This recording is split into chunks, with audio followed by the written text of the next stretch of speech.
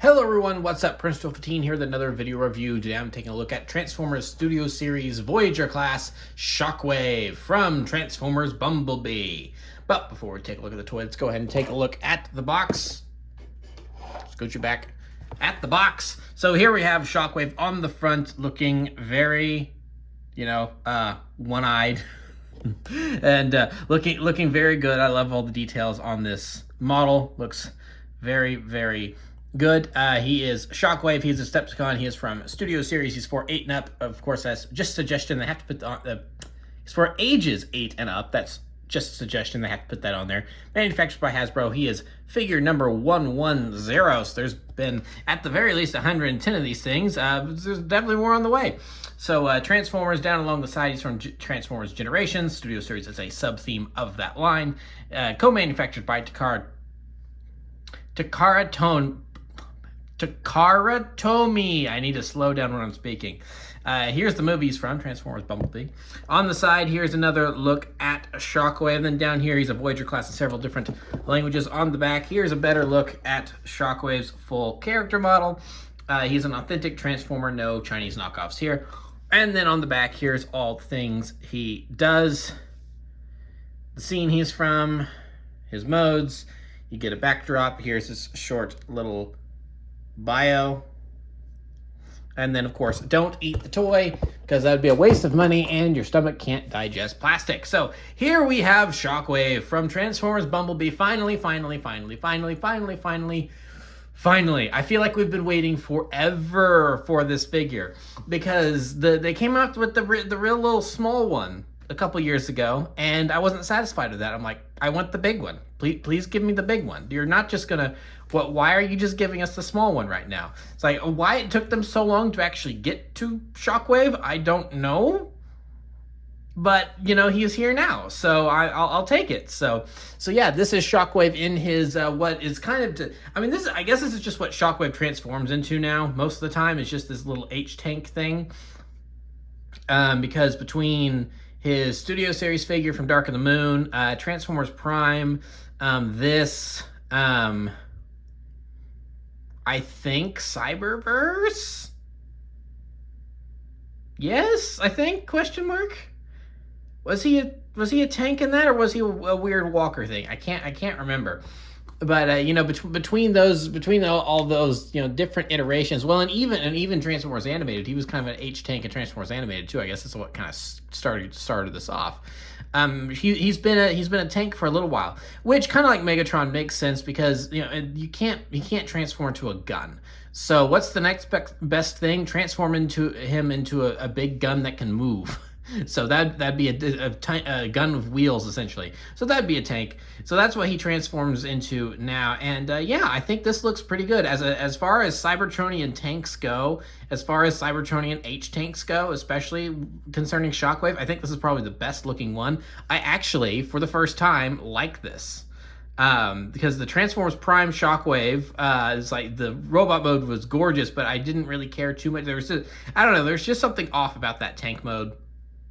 I think it had to do with the way that the gun fit on top. I just didn't like transforming him. So I've just always kept him in robot mode. But this, and then we'll talk about the Dark of the Moon Shockwave later. Amazing robot mode, but I hate having to transform him, so I just don't. And his vehicle mode is just like, kind of worthless. So I'm surprised they even gave him one, other than the fact that it's a toy that they have to sell. So, but this actually has a nice easy transformation, which we'll get into in a little bit. And then I just think this all comes together really well. It's like, oh hey, they actually got a Shockwave tank mode right for once. Yay! So I'm quite pleased with this. So you can move his cannon around if you want to move it, because he is a tank. Because it does this is like the one area that I think is the closest thing to like quote unquote lazy with this thing, is that it does just connect in there via that post, and that's it. So yeah, that is it. So it's a little hollow, and it does, and you can swivel it around as you can see. So it's a little hollow, which I suppose is a bit of a nitpick, but I mean, given what we're working with here, I don't think it's a huge deal. So I'm fine with it. So yeah, that's pretty much it for his tank mode. There's not a whole lot to talk about here, but you know, it works for what it is. It certainly works. So that is his tank mode. So we'll go ahead and move into a size comparison here. Here we have Siege Leader Class Shockwave, which is really just a Voyager class figure with a bunch of extra stuff given to him to put on him, and he becomes this big, you know, Cybertronian cruiser. So obviously leader class figure, Voyager figure, a little larger, but this wasn't a bad mode for Shockwave either. I quite like this. It does look cool. I like the bridge that has Shockwave's eye, and yeah, that's I do like this. So let's move that off to the side, and yeah, that's pretty much it for the vehicle mode. So now we'll go ahead and touch on his transformation. So the transformation is nice and easy peasy. So we'll go ahead and start by removing the cannon, and then that can just kind of dangle while you work. Now, you can do some parts forming if you want by just detaching the hose from either back here or on here. So if you want it just completely out of the way, you can completely detach. But I mean, it's just fine dangling like that. It doesn't really affect much if you just leave it dangling. So we'll just leave it dangling. So to continue, we're gonna work on the arms here. So they tab in right here. So we're just gonna rip them out of their ports. And he's got some nice ratchet joints. So when you move, you can kind of hear it working there. So he's got some nice movement there. So now we'll go ahead and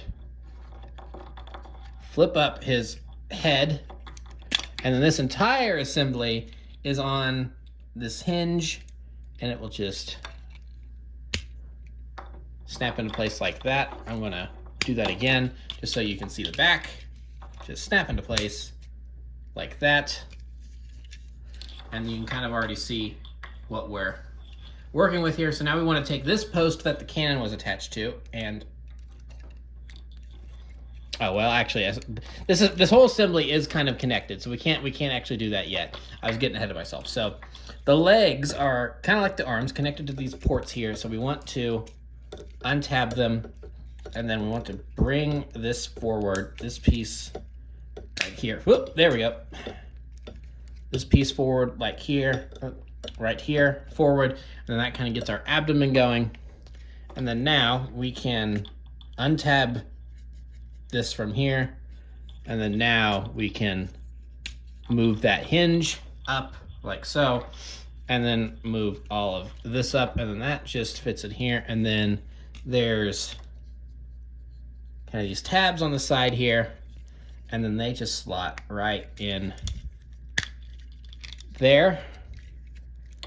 So now we can just take the legs, and they will fold down like so. We take the feet, pop them up like that. Then there are these tank treads on the back, and then these are real simple. You just pop them out like that, switch them around, and plug them back in. Just like that. And now we're in the home stretch, so now we can start getting the arms dealt with the way we want them. They do just tab in like so. I also apologize for the sounds of this, just, you know, doing all that. So anyway, you untab the arm from right there, and then kind of get it situated. Then this folds out, and then you can bring the hand out just like that. So now he's got his arm done. Now you can do the same thing over here. So untab, swivel around. If you want to give him both arms, you can do the exact same thing. There is a hand that folds up in there, just like over here. You can fold it out. See, there it is, proof. But this is where the cannon goes. So we're gonna stop this thing from flailing around by taking this post here that we use to connect it to the tank mode, and then that just folds up right there. And then the cannon bit's on a double hinge, and then that can just fold up into this. On my copy. It moves a little tough, so that shrinks it down. You can keep it extended if you want to, just to give them a longer cannon.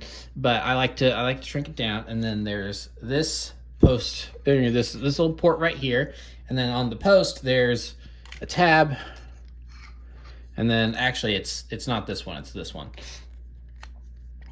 And then that just goes right in there. So now Shockwave has his cannon arm, and of course there's one on the opposite end, so if you want to plug it in there, then you can. So now we'll just go ahead and get him all situated and posed up like we like him. And then we are done. Here we have Shockwave in his robot mode. And boy, oh boy, is this probably my favorite Shockwave figure I own. I think this is just fantastic. This is just an amazing looking figure. Just the lack of kibble on him. I mean, there is absolutely no wasted space on this figure. It's so economical. Even the tank treads just doing the little swivel thing right there. And then, I mean, it's just this is probably it has become one of my favorite Transformers that I own. There's just something about the ease of the transformation, the overall look. Because I mean that's a gorgeous robot mode right there. I think they did a brilliant job designing him. That's probably the best, in my opinion. That's the best looking bot design in all of Bumblebee, including Bumblebee, which I think they did a marvelous job on. Kind of redesigning the Bayverse design and G1ifying it a bit, and also rounding it down, taking away some of the sharp edges and making him look a little more kid friendly and stuff. But I mean, this Shockwave design is just so well done because it's obviously clearly reminiscent of G1. I mean, that's what they're doing here. They're doing their take on a G1 Shockwave, and that's 100% what's going on here. But it's just the more flattened head. Something about the more flattened head just looks more menacing to me. And then they've got the little, that little divot right there. So if you want to, you can look at that as, because that's the thing with Shockwave. He does kind of have this just kind of emotionless, singular eye, and you can see that as just this big, this big glowing eye in the middle of his face. But now with that little divot right there, it looks like he's scowling, even though he doesn't have a mouth or anything. He just looks angry because of that. So you can also see that. So I mean, it's just I just think that it's a simple shape. I mean, you could easily draw this. It's just like a couple lines and a circle in the middle of it, but it's so well done that there's just something about this that I think is just amazing. And then adding just small little things like the big shoulder pads. I love the big shoulder pads on him. That's really cool. Now the thighs and the feet are straight off of Optimus Prime, which is and the kind of crotch area, which I think is funny because the Cybertron scene in Bumblebee was added at the last minute. It was kind of rushed in production. So if you look at all the robots, there's a lot of clones. There's a lot of parts being shared between characters and stuff. So a lot of them have Bumblebee's feet. A lot of the Autobots have Bumblebee's feet. The Seekers, obviously, that's an easy army build thing. I mean, that's exactly what the original cartoon did. So Shockwave's another one of those characters that borrows a lot of stuff. He specifically borrows a lot of things from Optimus, including the feet, and even to a degree the arms. So we're going to look over here. So this is something they included, because on the CG character model, because he shares the arms with Optimus and they were just tweaked slightly, they left an Autobot symbol on there. Whether on purpose or accidentally, who knows? But because I mean, look at that's straight off of Optimus's arm. So the CG model has that little Autobot symbol there, and they included it. They could have written that off as a continuity error and not included it on the figure, but they did, and I love that they included that. So that's really, really cool. I'm happy that they included that. And yeah, he's got the big chest plate. Anyway, it's kind of transparent. You can kind of see through it a little bit. And then of course he's got his cannon and everything. I mean, this is just a gorgeous looking design, a gorgeous looking figure. I just love this. And you know what the funny thing was is that when they finally announced him, I was like, if I see him, I'll pick him up. I mean, yeah, he looks really good, but it's like, if I see him, I'll pick him up. I'm not. It's not that I thought the figure looked bad. It's just like, it's not on my list. I have plenty of Shockwaves. I don't need another one. So then I was out and about and I saw him and I picked him up. I'm like, oh, hey, well, I said if I saw him, I'd pick him up. So yeah, that's what I'm going to do. So I picked him up. And then, boy, am I glad I did, because I'm just so utterly in love with this entire thing. I just can't really even explain why. It's just so good. And yeah. So I mean, it almost doesn't even feel like a toy with how well the whole thing is designed. Because like I said, there is minimal kibble on him, which, I mean, it helps that he's a Cybertronian design, so they can kind of make it whatever they want. They don't have to stick to like a real Earth car or whatever. So yeah. So I mean, this is just brilliant. I really love this design and think it has been translated into toy form so well here. I don't really have any. I mean, maybe they could have, because he does have light piping up here. They maybe could have made that a little bigger so it's easier for the light to come in through his eyes. But yeah, that would basically be the only anywhere near a complaint I have. That I don't even qualify that as a nitpick. So that's how little bad I have to say about this figure. So yeah, we'll go ahead and get into a size comparison. Another figure that I love for the robot mode is Leader Class Dark of the Moon, Shockwave. I love this robot mode just as much as I love this robot mode, but for completely different reasons. I mean, this is just scary. This is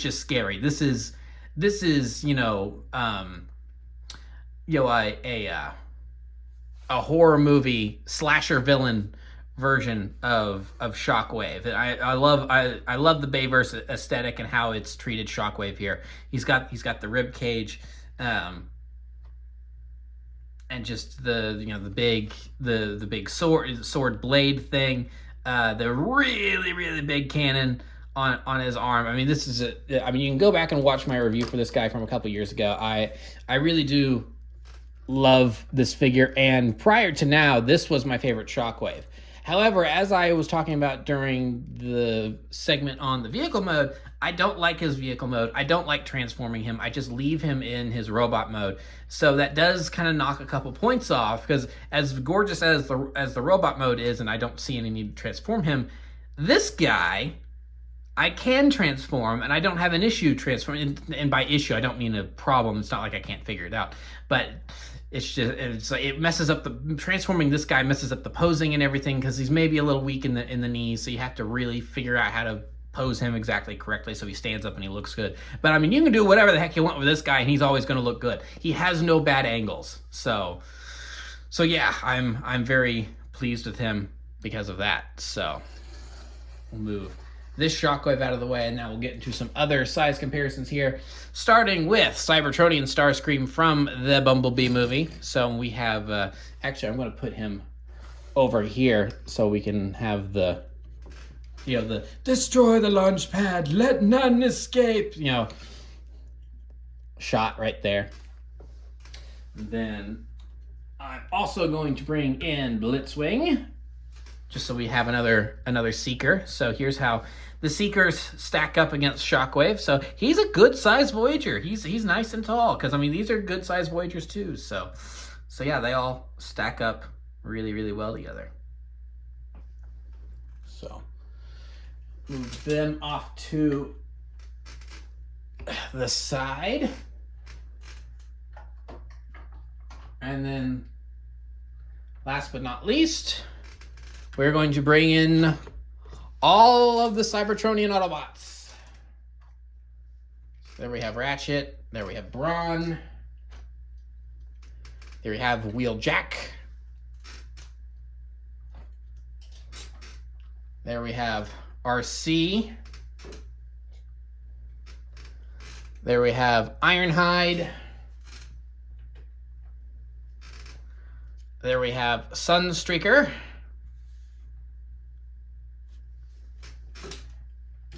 And finally, here we have Optimus Prime.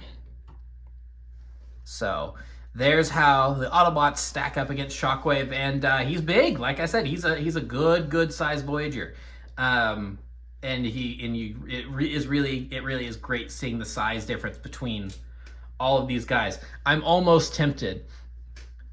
I have way too many other projects to work on, so I'm not. But when I tell you, I am tempted to recreate it, and it would be quick, but I'm going to resist the urge to recreate a couple scenes from G1 using the audio of the Autobots breaking in and out of Shockwave's lab using it's like in the first season when Optimus is hurt and they have to find Wheeljack's lab and everything. And they run through and he shoots at them and stuff. It's like I'm pretty sure all three of them were in that group. I think maybe the only one not with them is like Trailbreaker, who we haven't had a toy of in forever. Partly because of rights issues with the name, I'm pretty sure. But yeah, it'd be real easy to do. So yeah, I'm tempted to do that because I mean they all just look so good together. I mean, I love the Bumblebee movie aesthetic, and you know what I'm gonna do just to get more of them in here. Here's Starscream. I'm gonna put Starscream over here, and then here's Blitzwing just to represent more Seekers. So yeah, I mean the Bumblebee movie aesthetic, I just really love it, and I think it works really well here on display. It just really makes me wish that they had stuck a little closer to this for Rise of the Beasts. Not that I dislike the designs in Rise of the Beasts, but it's like, you could have stuck a little closer to this. So I'm curious if in the next one, if we see the Decepticons again, it's like, I mean, is Shockwave going to look? It's going to be weird seeing, like Rise of the Beast, Optimus Prime, and then Bumblebee movie Shockwave and Soundwave and Starscream and stuff. So yeah, there they all are. So we're not quite done yet, even though we've taken a look at the toy. There is still one thing to look over, and that is the included display inside the box. So we're going to go ahead and bring it out here. So there is his display. It is Cybertron, and then we're going to go ahead and put him in a pose here to help him stand on the display better. Yeah, there we go. There we go. All right, there. That is Shockwave all ready and posed up for his display. So, yeah, that is Voyager Shockwave from the Bumblebee movie. And boy, was this figure worth the wait. Like I said, I'm kind of surprised they didn't get to this guy earlier. I know that there was a movie that came out, so that kind of, I guess, took precedence and why they did, they had to do Rise of the Beast first. But, yeah, boy, was this guy a long time coming, and I'm so happy he's here. This is a magnificent figure. I don't have any complaints about it at all. This is like a near perfect Transformer in my view. I don't even have like gripes about paint, which I sometimes have. I wouldn't say I have gripes about paint that often. It's like every now and then I might say, well, there could be some paint here, there could be some paint there. Mostly it's on like mainline stuff I have more gripes about complaints. Studio Series is usually I'm pretty usually satisfied with. But yeah, I think he's got plenty of paint on him. I mean, there's just like a lot of little scratches, battle damage and stuff on here that looks really nice. The molding's really good. I mean, there's just what else is there to say about Shockwave? This is just a really good figure, and I don't know who designed this guy at ILM. I'm assuming it was ILM, someone that designed this guy. But whoever it was, kudos. Really stand up job. I need to research this later. But whoever it was that designed this Shockwave, just bang up job. You did a magnificent job, and I think because of that, you did such a good job designing him. It's come across really, really well in toy form here. So I hope you get a chance to put this guy on your desk at work. Because and I hope they send you one. I hope you don't have to buy it. I hope whoever the designer behind this guy is, I hope they just send you one, because this toy is fantastic. So yeah, so that's pretty much going to be it for this review. So I would highly recommend this figure. Hopefully you guys can get a hold of him, because I feel like he's going to be hard to find with how great he is. and how long people have been waiting. So good luck trying to find him. But anyway, that'll be the end of this review. So thank you so much for watching. Remember to like, comment, subscribe, all that great stuff. Remember to follow me on Twitter and Instagram. Those links are in the description below, and I'll see you guys next time. Thank you so much for watching, and goodbye.